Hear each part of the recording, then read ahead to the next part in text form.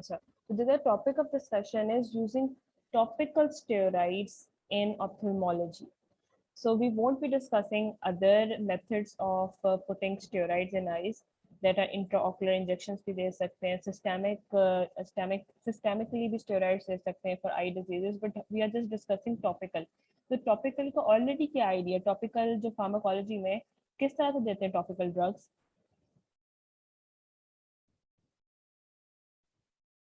Answer. How do we give topical drugs? Basically topical drugs जो होती है ना, वो आप क्या करते हैं, सरफेस पे अप्लाई कर देते हो या surface of the body part पे अप्लाई कर देते हो और इफेक्ट देखते हो.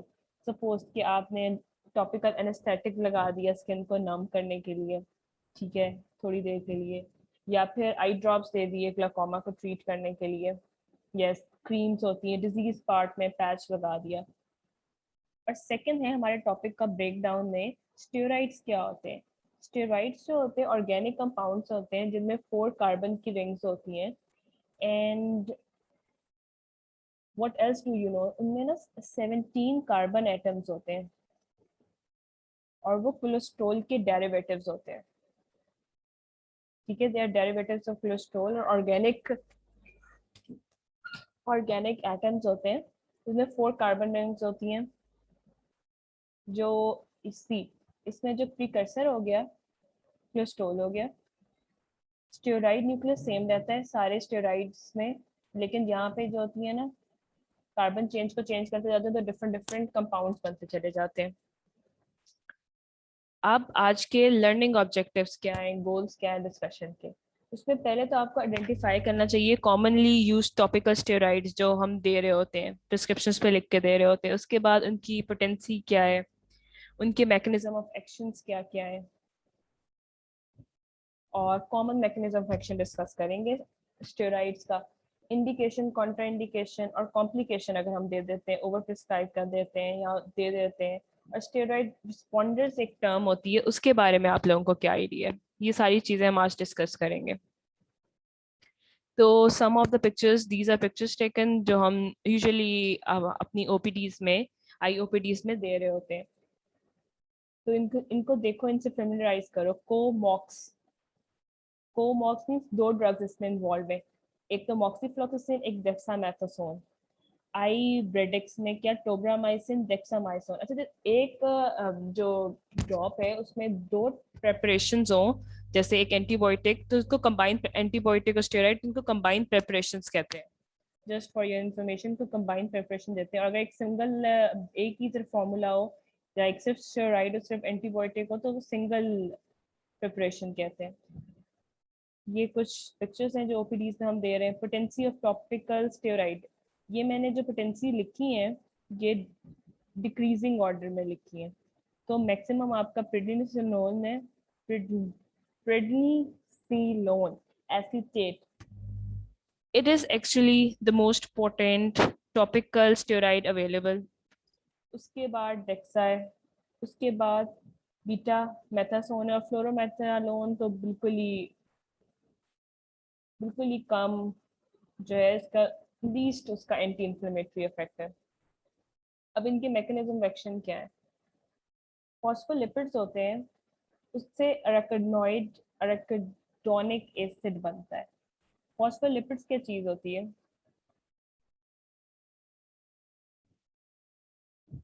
फॉस्फोलिपिड्स क्या चीज होती है. फॉस्फोलिपिड्स होते हैं जैसे सेल मेम्ब्रेन बनी होती है हमारी. और एराकिडोनिक एसिड्स होते हैं जो एसेंशियल फैटी एसिड्स होते हैं. ठीक है, ये हमारे हो गए एसेंशियल फैटी एसिड्स. और फॉस्फोलिपिड जो हमारी सेल मेम्ब्रेन्स होती हैं. ये पाथवे किसी और को पता है, ये pathway, yes, it's a conjugate of phosphates and lipids. ये पाथवे किसी और को पता है कि ये किस चीज का पाथवे और इस पाथवे से क्या चीज निकलती है. ये हमारा किस चीज का पाथवे है, ये हमारा इंफ्लेमेटरी रिएक्शंस का पाथवे है. जब इन्फ्लेमेशन स्टार्ट होती है ना, तो वो इस पाथवे से होती है कि सेल मेम्ब्रेन पे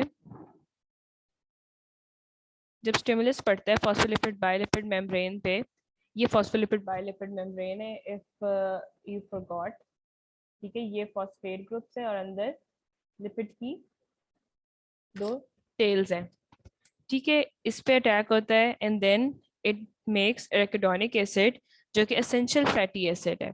अब स्टेरॉइड्स क्या करती है, फॉस्फोलाइपेज A2 जो फॉस्फोलिपिड्स को कन्वर्ट करता है एसेंशियल फैटी एसिड में, उसी को वहां पे ऐड कर देती है, यहाँ पे ऐड करके इस प्रोसेस को रुकवा देती है। तो इस प्रोसेस को रुकवा देती हैं तो क्या नहीं बनता, प्रोस्टाग्लैंडिन्स नहीं बनते, थ्रोम्बोक्सिन्स नहीं बनती, ठीक है, और ल्यूकोट्राइन्स नहीं बनती। प्रोस्टाग्लैंडिन्स जो होते हैं प्राइमरीली वेजोडाइलेटर्स होते हैं, थ्रोम्बोक्सिन्स जो होती हैं वेजोकंस्ट्रिक्शंस होती हैं, और ल्यूकोट्राइन्स जो होते हैं ब्रोंकोकंस्ट्रिक्टर्स होती हैं। इस तरह से स्टेरॉइड्स वर्क करते हैं इन्फ्लेमेशन को रिड्यूस करने के लिए। यस, इन्फ्लेमेटरी मीडिएटर्स का ये पाथवे है और स्टेरॉइड्स इनको वर्क करके इन्फ्लेमेशन को स्टॉप करा देती हैं।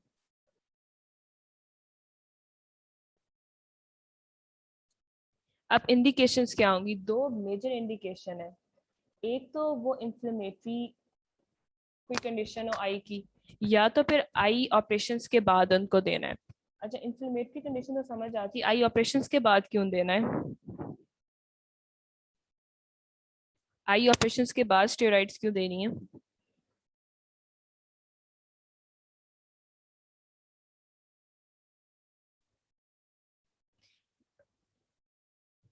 तैयबा, इन्फेक्शन को आपकी बॉडी खुद फाइट करेगी, पोस्ट ऑप इन्फ्लेमेशन के बाद देना है। Maybe you wrote inflammation, I am sorry, I thought it's written infection. तो हमने इसलिए देना है कि पोस्ट ऑप जब आपने सर्जरी की है तो उसके बाद इन्फ्लेमेशन तो होगी, we don't want inflammation, we want it to go away.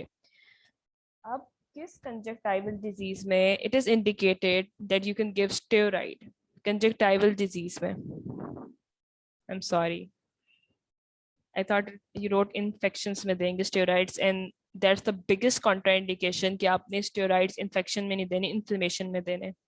कौन सी कंजक्टाइवल डिजीज में पढ़ा है कि हमने देनी है स्टेरॉइड्स? कंजक्टिवाइटिस में हम नहीं देते स्टेरॉइड्स, हम नहीं देते, हम उनको कहते हैं खुद ही सेल्फ हील करेगा। 14 डेज में 7 डेज की आप लीव ले लो, घर में बैठो और सनलाइट को अवॉइड करो और खुद ही ठीक हो जाएगा। कौन से कंजक्टिवाइटिस में we will give them steroid for relief? Let's observe with this picture. इसमें क्या बने हुए, ये पेप्ली बने हुए हैं। सो एलर्जिक में it is allowed to give, allergic में हम देते हैं स्टेरॉइड्स, और बाकी किसी कंजक्टिवाइटिस में हम नहीं देते। वायरल, बैक्टीरियल, यस, वर्नल कंजक्टिवाइटिस में, because we want to stop the inflammatory reaction. And also this is pink eye, clear eye है, is allergic reaction. उसके बाद सारे केराटाइटिस में, बेशक वो वायरस से हो, बेशक वो बैक्टीरिया से हो, बेशक वो फंगल हो, केराटाइटिस में it's strictly prohibited to give steroids, but in disky form keratitis we give steroids. अच्छा, अब डिस्की फॉर्म को ये देखो कैसे आइडेंटिफाई करो, यहाँ पे डिस्क बनी हुई है कॉर्निया पे, can you see this transparent disc? अब डिस्की फॉर्म में देने का क्या पर्पस है? डिस्की फॉर्म बेसिकली जो है ना, हाइपर सेंसिटिविटी रिएक्शन है to viral antigen in cornea. जो वायरल HSV आता है तो उसके हाइपर सेंसिटिविटी रिएक्शन हो जाते हैं, उससे डिस्की फॉर्म बन जाते हैं, that's why we want to stop that hyper sensitivity reaction. उसके बाद कुछ कॉर्नियल ऑक्यूलर डिजीजेस हैं, जैसे सिकस्ट्रेशियल फेम्फिगोइड। सिकस्ट्रेशियल फेम्फिगोइड में ऑटो इम्यून डिजीज है, इसीलिए हम देते हैं इम्यूनिटी को सप्रेस करने के लिए। This is auto immune disease and we want to stop hyper immunity, ठीक है, इम्यूनोसप्रेसिव इफेक्ट के लिए हम देते हैं। और इसके अलावा for what else do we give? Steven Johnson syndrome में, क्योंकि उसमें टाइप 4 हाइपर सेंसिटिविटी होती है, type 4 hyper sensitivity. Type 4 hyper sensitivity में देते हैं जो कॉर्नियल डिजीज है, स्टीवन जॉनसन सिंड्रोम की ऑकुलर मैनिफेस्टेशन पे। उसके बाद स्क्लेराइटिस में देते हैं, स्क्लेराइटिस में इन्फ्लेमेशन हुई हुई, स्क्लेराइटिस में क्यों देते हैं? क्या है स्क्लेराइटिस की स्पेशल बात, और हाउ विल यू आइडेंटिफाई कि दिस इज स्क्लेराइटिस? देखो इसमें देखा है परफोरेट होने के करीब पहुंचा हुआ स्क्लेरा, यहाँ पे ब्लू ब्लू हुआ पड़े नीचे से, ब्लू ब्लू शो करे कोलेजन को। और जो स्क्लेराइटिस होता है, रूमेटॉइड आर्थराइटिस में होता है, एसएलई में होता है, सार्कोइडोसिस में होता है, पेनफुल रेड आई हो जाती है। और इम्यून रिएक्शन क्या कर रहा होता है, डिस्ट्रॉय कर रहा होता है स्क्लेरा को। तो हमने उस इम्यून रिएक्शन को स्टॉप करना है, इसीलिए हम स्टेरॉइड्स देते हैं, because we want to stop that immune reaction. आगे आ गया यूवीआइटिस में। How did you identify it is uveitis, except that I wrote it on the slide? How did you identify this is uveitis? Can you identify this even that this is uveitis or not?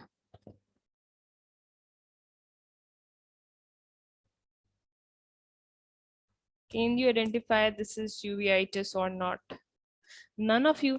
अच्छा, इसमें ना केपीस नजर आ रहे हैं, केरेटिक precipitates, ये देखो।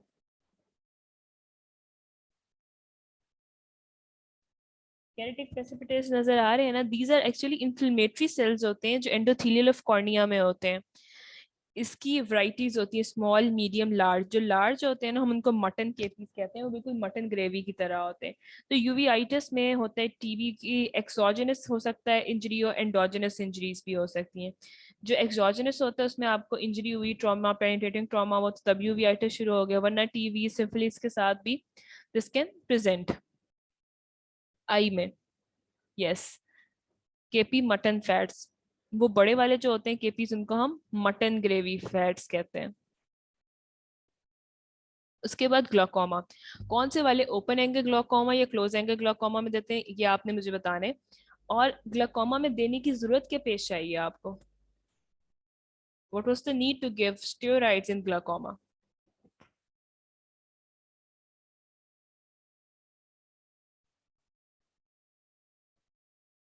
अच्छा, we give this in close angle glaucoma and the need is to reduce inflammation। Red eye के साथ प्रेजेंट करता है ना पेशेंट? नहीं Taiyaba, we give this in primary open angle glaucoma और टू रिड्यूस द इन्फ्लेमेशन, क्योंकि वो रेड आई के साथ, पेनफुल रेड आई के साथ प्रेजेंट करता है, साइन ऑफ इन्फ्लेमेशन नजर आ रहे होते हैं, and we want to reduce this. दूसरा जो हमारी इंडिकेशन थी कि हम कैटरेक्ट या अदर इंट्राओकुलर सर्जरी, स्ट्रेबिकुलोटमी के वगैरह के आफ्टर दे सकते हैं स्टेरॉइड, वो इसलिए because we want to stop inflammation. Post refractive surgery जो मोस्ट फेमस है लेसिक, उसके बाद भी देते हैं। अब कॉन्ट्रा इंडिकेशंस क्या क्या होंगी?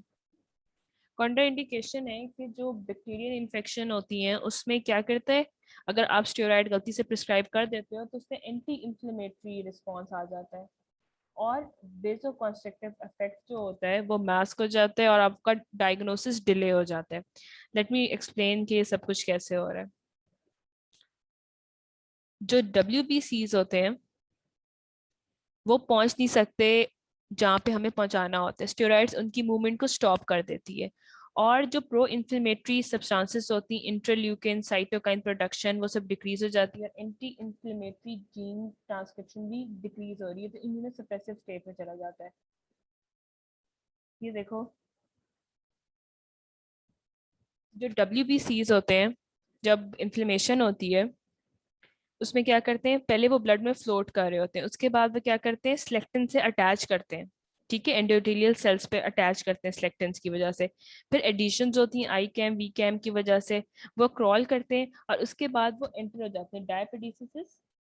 आपने कैपिलरी के अंदर एंटर होना है और उनकी एंडोथेलियल को डैमेज भी नहीं करना है, डायबिटीज करते हैं, इसको अफेक्ट करते हैं स्टेरॉइड्स। सिलेक्टेंस वगैरह को रिड्यूस कर देती है, सिलेक्टेंस को वर्क नहीं करने देती, तो ब्लड में फ्लोट करते रहते हैं, WBCs आते ही नहीं है। तो अब WBCs आपको केराटाइटिस में, बैक्टीरियल केराटाइटिस में कितनी नीड है, because you want the body to fight infections. Conjunctivitis में, केराटाइटिस में, जो बैक्टीरियल, फंगल, वायरल है, उनमें आप खुद से कहते हो कि बॉडी फाइट करे। ठीक है, you don't want to give steroid कि वहां पे WBCs पहुंचे ही ना, आप उनकी ट्रांसपोर्ट बंद नहीं करोगे।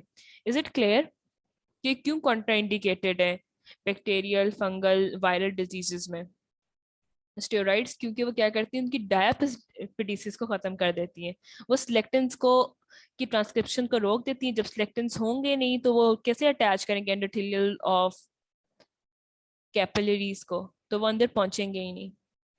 ठीक हो गया। तो ये कॉन्ट्रा इंडिकेशन दिखाई हुई सबसे बड़ी कि अगर आपको बैक्टीरियल अल्सर नजर आ रहा है with hypopyon, will you write the person a steroid? Will you? No you want.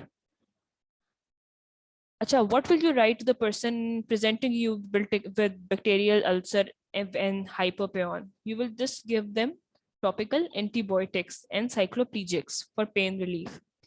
अब इन केस हमने किसी ड्रग, किसी कॉम्प्लिकेशन में और किसी के ट्रीटमेंट में हमने लिख दिए स्टेरॉइड, तो क्या क्या कॉम्प्लिकेशंस होंगी? एक तो वो डेवलप कर लेता है पोस्टीरियर सबकैप्सुलर कैटरेक्ट। दूसरा जो बैक्टीरियल कैरेटाइटिस है, फंगल कैरेटाइटिस है, कंजक्टिवाइटिस है, जो बैक्टीरियल हैं और वायरल हैं, उनमें क्या हो जाती है, इन्फेक्शन बढ़ जाती है क्योंकि आप WBCs को भी आने नहीं दे रहे। और सबसे इम्पोर्टेंट बात जो है, IOP रेज हो जाता है। ठीक है, IOP रेज हो जाता है, इसका मैकेनिज्म भी करते हैं अभी। अच्छा, how do steroids cause cataract? क्या करता है, binding of steroid to lens protein पे करता है, डाइसल्फाइड बॉम्ब्स फॉर्म करते हैं। उससे क्या होता है, ग्लूकोज कॉन्सेंट्रेशन लेंस में इंक्रीज हो जाती है और ओपेसिटी बनना शुरू हो जाती है। लेंस के अंदर और चीजें आना शुरू हो जाती हैं, it will no longer remain opaque. उसमें बॉन्ड्स फॉर्मेशन शुरू हो गई है, ग्लूकोज इंक्रीज हो गई है, तो वो ओपेक नहीं रहता और कैटरेक्ट बन जाता है। पोस्टीरियर सबकैप्सुलर कैटरेक्ट की टाइप कॉमन है जो स्टेरॉइड इंड्यूस्ड है। ये पोस्टीरियर सबक्यूलर कैप्सुलर कैटरेक्ट है, it looks like surface of moon. उसके बाद स्टेरॉइड्स ग्लूकोमा कौन सा कॉज करती हैं, ओपन एंगल या close angle? Yes ma'am, you are right. तो how do they cause glaucoma? और ओपन एंगल कॉज करती हैं या क्लोज एंगल कॉज करती हैं?